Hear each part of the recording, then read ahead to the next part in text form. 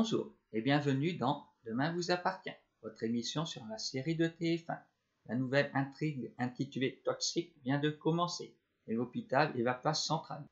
Après l'erreur médicale de Victoire, l'hôpital veut éviter le scandale en ordonnant à Amanda de se taire, mais elle révèle tout de même la vérité à Christelle. Cette dernière engueule Victoire qui se jette sur elle. William découvre que quelqu'un a empoisonné Victoire au plomb et que cela continue malgré le traitement. Le coupable est donc tout proche. Amanda photographie Victoire sur son lit d'hôpital pour mettre tout cela sur le net. Georges et Martin s'en aperçoivent et l'arrêtent avant qu'elle ne fasse une nouvelle piqûre à Victoire. Amanda est-elle vraiment coupable? Une chose est sûre, elle multiplie cette semaine les motifs de licenciement pour faute grave.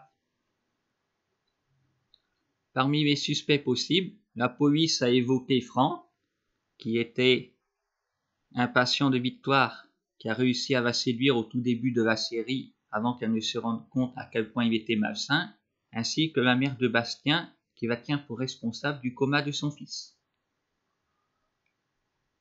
Hugues Hagelin se souvient d'Emma, l'ex de Bastien, qui a peut-être envie de se venger de Victoire.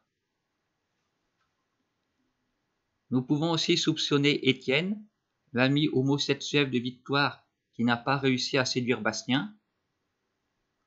Rachel, qui est responsable indirectement du coma de Bastien et qui était devenue amie avec Victoire avant qu'elle ne découvre la vérité.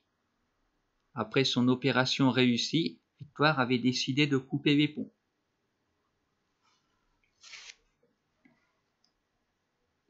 Nous pouvons également soupçonner Dylan, qui est revenu la semaine dernière.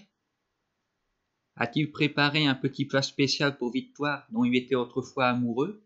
Il est peu probable que ce soit lui, car il a le rôle de l'idiot du village et il le prouve à nouveau en bousillant l'appareil à gâteau après avoir mis de la viande dedans.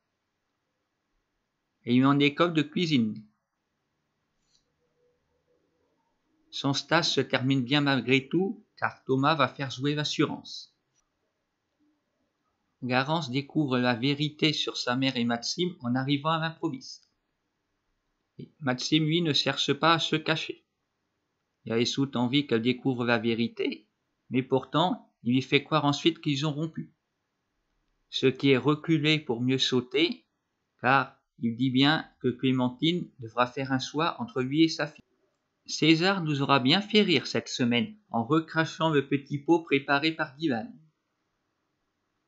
Jeanne veut que César soit baptisé, une affaire à suivre. Tristan et Justine, quant à eux, se sont réconciliés. Flore engage Mathieu pour travailler à Info7, mais Anna est contre. Une hostilité qui n'est pas réciproque, puisque Mathieu débarque ensuite chez elle. D'après les images, Mathieu sera dans le prime que nous verrons bientôt sur TF1. Alors c'est un personnage à surveiller de près durant les prochaines semaines. Je ne sais pas vous, mais moi, je suis surexcité à l'idée de ce prime qui approche à grands pas. Mais ce n'est pas le seul sujet d'actualité autour de notre série préférée. En effet, Lou sera ce soir dans The Voice, alors ne ratez pas l'émission. Lou, qui interprète également le générique de Miraculous dans la saison 3 inédite, est diffusée tous les dimanches matins, sur TF1 également. Décidément, nous n'avons pas le temps de nous ennuyer avec notre feuilleton favori. Nous avons de quoi patienter en attendant lundi pour savoir ce qui va arriver à Victoire. Je vous dis à la semaine prochaine.